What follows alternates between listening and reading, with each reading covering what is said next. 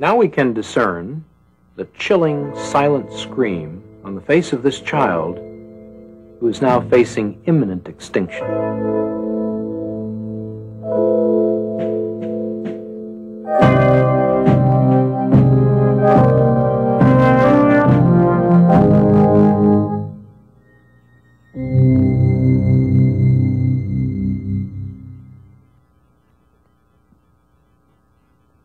My name is Bernard N. Nathanson.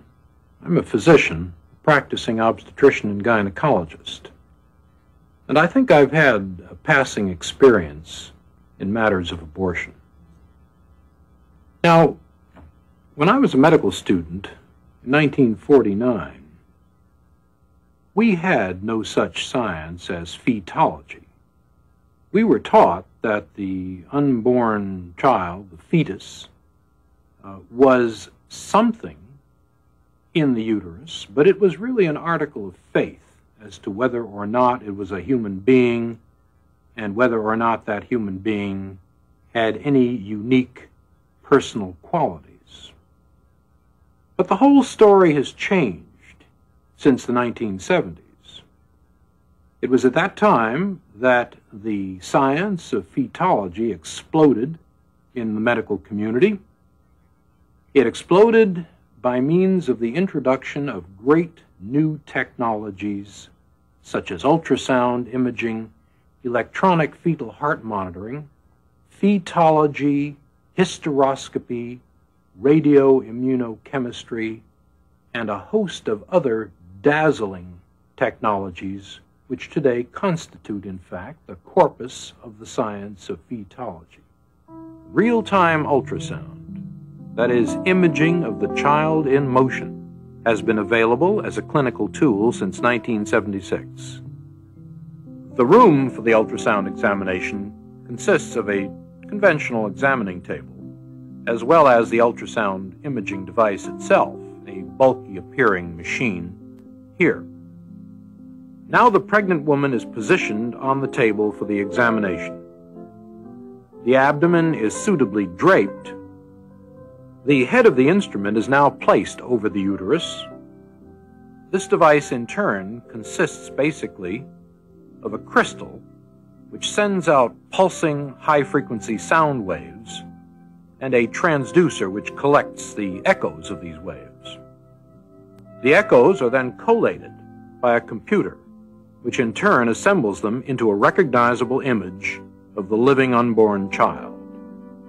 And the child can be imaged by either a linear scan, which is useful for later pregnancies, or a sector scan, which is more accurate for delineating the child in an early pregnancy, such as this one. The image, reconstructed from the echo pattern, is capable of truly amazing resolution. And so discerning is this instrument that the tiny valves of the heart can be studied as they snap open and shut during the contractions of the heart. Mothers and fathers, for the first time, have been afforded a view of their unborn child by this spectacular technology. And those technologies, those apparatuses and machines which we now use every day, have convinced us that beyond question, the unborn child is simply another human being, another member of the human community, indistinguishable in every way from any of us. Now, for the first time, we have the technology to see abortion from the victim's vantage point. Ultrasound imaging has allowed us to see this. And so for the first time, we are going to watch a child being torn apart, dismembered, disarticulated, crushed, and destroyed by the unfeeling steel instruments of the abortionist. What we are looking at here is a depiction of the development of this child in its prenatal stage of life, from virtually the very beginnings to the end of that stage. We have here the child at 4 weeks, at 8 weeks, at 12 weeks, at 16 weeks, at 18 weeks, at 20 weeks, and at 28 weeks. As you can see, there is no revolutionary or dramatic change in the form or in the substance of this person throughout this developmental stage. Now, this little person at 12 weeks is a fully formed, absolutely identifiable human being. He has had brain waves for at least 6 weeks. His heart has been functioning for perhaps 8 weeks. And all the rest of his human functions are indistinguishable from any of ours. Now, this book is Williams Obstetrics, the 16th edition, written in 1980. It is a standard textbook used throughout every medical school in the United States. Preface of this book, published in 1980, cautions us as follows. Happily, we have entered an era in which the fetus can be rightfully considered and treated as our second patient. Who would have dreamed, even a few years ago, that we could serve the fetus as physician? Traditional medical ethics and precepts command us that we must not destroy our patients, that we are pledged to preserve their lives. Now let's see what abortion does to this, our second patient. We have then the 12-week unborn child in the uterus being this muscle surrounding the child. When the abortionist commences the procedure, he will first place this instrument, which is known as a speculum, into the woman's vagina and will then open it in order to visualize the cervix, the neck of the womb, here.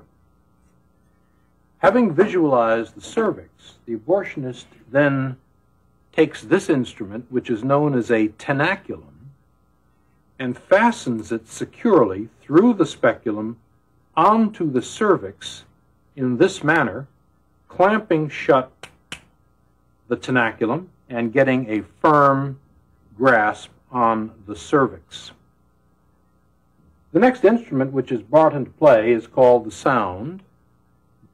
This instrument is then introduced into the uterus, and it is then removed, the abortionist having ascertained exactly how deep and, in fact, how large the uterus is.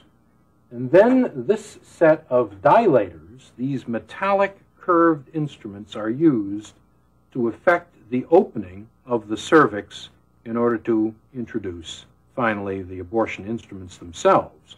The abortionist first introduces the most slender of these instruments into the cervix to dilate the cervix, turns the instrument around to a slightly larger end, introduces that end, and then works his way through the various graduated, increasingly larger ends of this dilating instrument.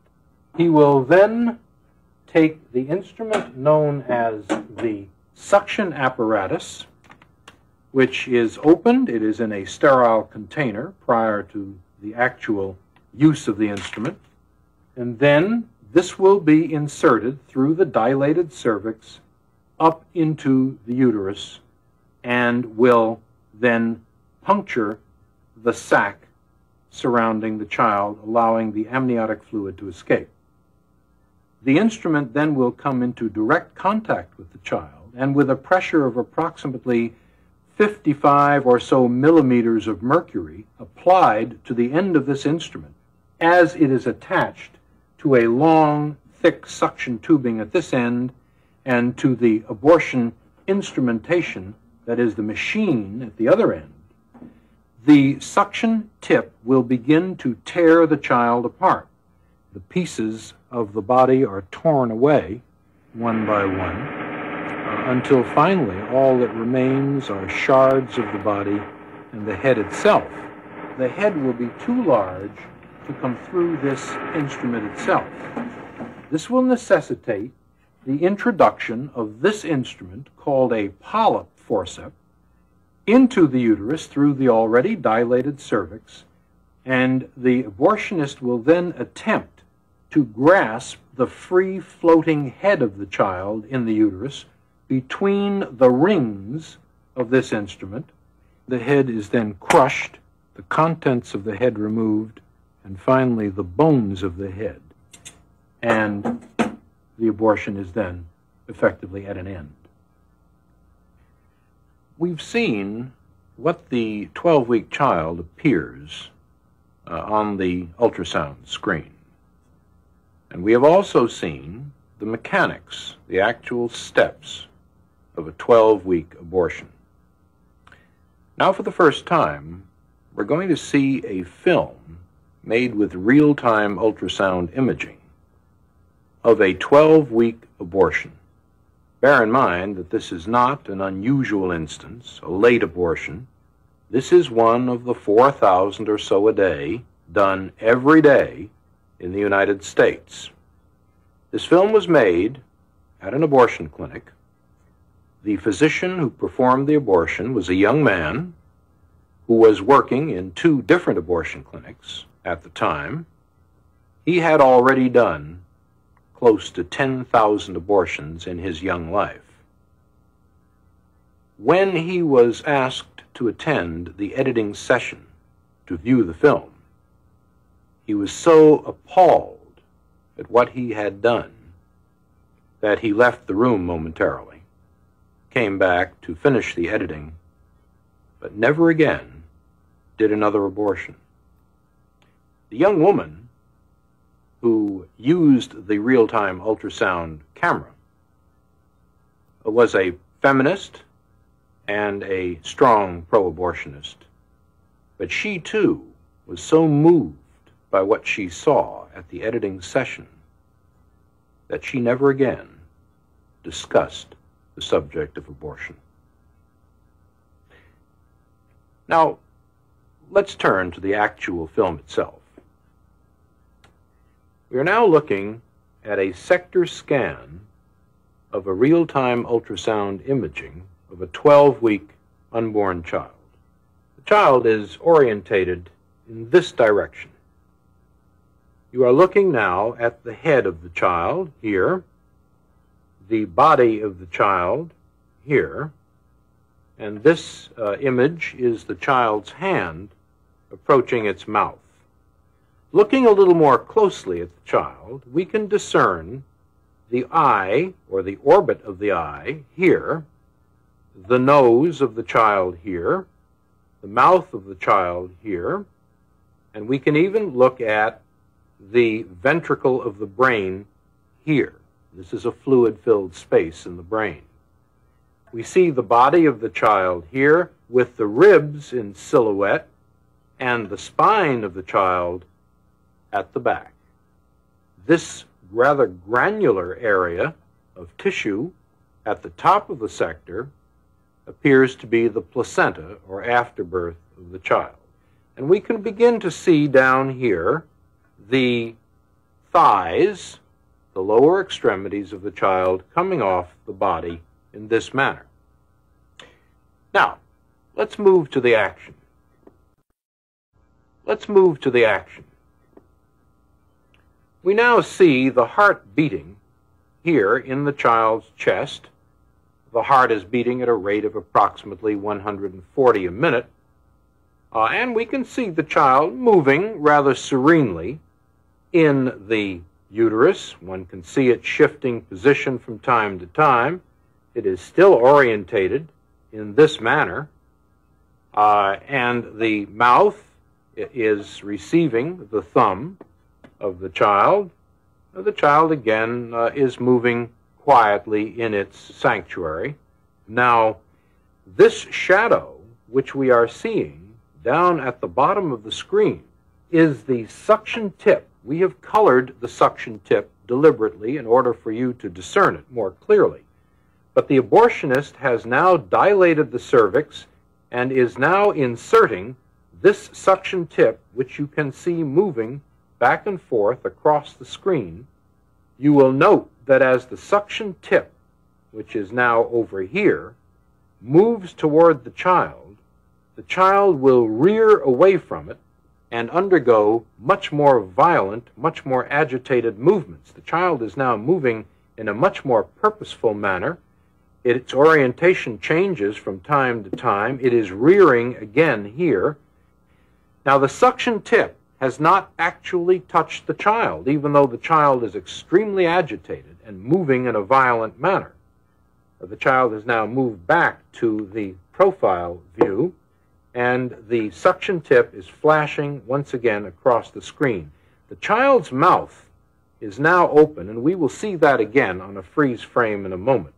But this suction tip, which you can see moving violently back and forth on the bottom of the screen, is the lethal instrument which will ultimately tear apart and destroy the child. It is only after the fluid has been broken, the sac has been disrupted, that the tip will actually come against the child. But we can see the tip moving back and forth as the abortionist seeks the child's body. Once again, we see the child's mouth wide open in a silent scream in this particular freeze frame. This is the silent scream of a child threatened imminently with extinction. Now, the heart rate has speeded up dramatically, and the child's movements are violent at this point. It does sense aggression in its sanctuary. It is moving away. One can see it moving to the left side of the uterus in an attempt, a pathetic attempt, to escape the inexorable instruments which the abortionist is using to extinguish its life. Now, the heart has again perceptibly speeded up.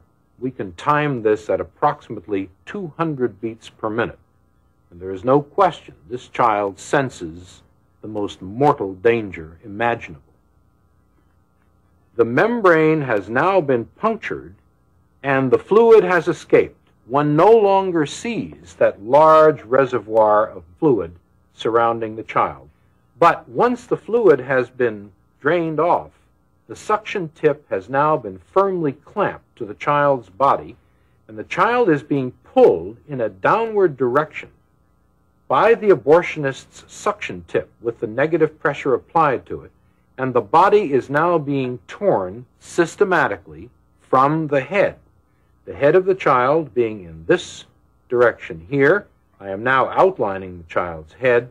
The lower extremities have already been lost, and we see the suction tip flashing from time to time in the screen as a typhoon-like series of echoes, and the child is being tugged back and forth as the suction tip has now been applied to the body, and the abortionist is exerting his traction on the child in this manner. The child's head is still discernible here. The body is no longer discernible. It has now been torn from the head. What we see now is the head itself with what is called the midline echo of the head and the spicules or fragments of bone. Now this head, which I'm outlining here, on this 12-week child is simply too large to be pulled in one piece out of the uterus. The abortionist is going to have to employ this instrument, the polyp forceps, in an attempt to grab the head. The abortionist will attempt to crush the head with this instrument in this manner and remove the head piecemeal from the uterus. The abortionist and the anesthesiologist have a secret language between them which shields them from the grisly reality of what is going on. The abortionist and the anesthesiologist together refer to the head of this child, which is now being sought, as number one. And the anesthesiologist will inquire of the abortionist Is number one out yet? Are we finished? We now see, intermittently, the shanks or blades of this instrument appearing in the image here. The head tends to float freely in the uterus. Here are the shanks or blades of the instrument coming across here. And the head is now being locked on by this polyp forceps, and the head is being pulled down toward the cervix. Now, all we see remaining are simply the shards, the broken fragments, the pieces of tissue which document that there was once a living, defenseless, tiny human being here.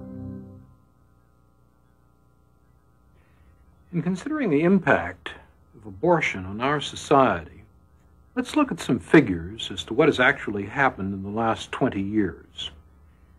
We have reliable figures indicating that in 1963, long before abortion became legalized by the infamous Roe v. Wade decision, there were approximately 100,000 illegal abortions done annually in the United States, and very few legal abortions. In 1973, the first year in which that Roe v. Wade decision prevailed in this country, there were 750,000 abortions done. And in 1983, the last year for which we have full and complete figures, there were 1.5 million abortions. Now let's look at abortion as an industry. Last year, there were 1.5 million abortions done in this country. And the average cost of an abortion is about $300 to $400 per operation. This has created an industry in this country of about $500 to $600 million a year, which would qualify to be on the Fortune 500 list of largest industries in the world. 90% of these monies are going into the pockets of physicians, and the remainder into the pockets of the entrepreneurs who run the clinics. Now, we've had some recent investigations on the question of these clinics. Clinics are being franchised out like fast food services across the country. We know there are chains of them in California and through the Southwest, and even in the Southeast of the United States. And there is some evidence now that increasingly these clinics are falling into the hands of the mob, of the crime syndicate here in the United States, and that this money, abortion money, is tainted not only by the blood of the innocent victims of abortion, but by the dark hand of the crime syndicate in the United States. When discussing abortion, we must also understand that the unborn child is not the only victim. Women themselves are victims just as the unborn children are. Women have not been told of the true nature of the unborn child. They have not been shown the true facts of what an abortion really is. Women in increasing numbers, hundreds, thousands, even tens of thousands, have had their wombs perforated, infected, destroyed. Women have been sterilized and castrated, all as a result of an operation of which they have had no true knowledge. This film, and other films which may follow like it, must be made a part of the informed consent for any woman before she submits herself to a procedure of this sort.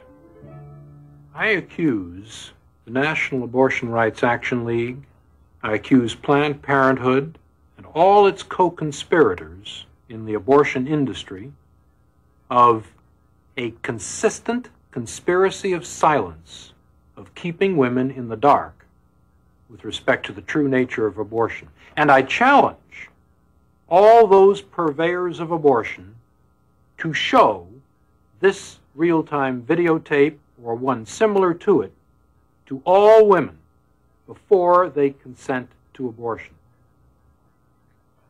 You know, I think I know a little bit about abortion. I was one of the founders of NARAL in 1969. It's now known as the National Abortion Rights Action League. And for a period of 2 years, I was the director of the largest abortion clinic in the Western world.